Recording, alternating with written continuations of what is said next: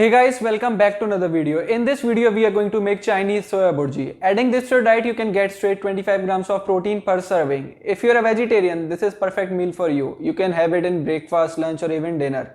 So guys, let's begin.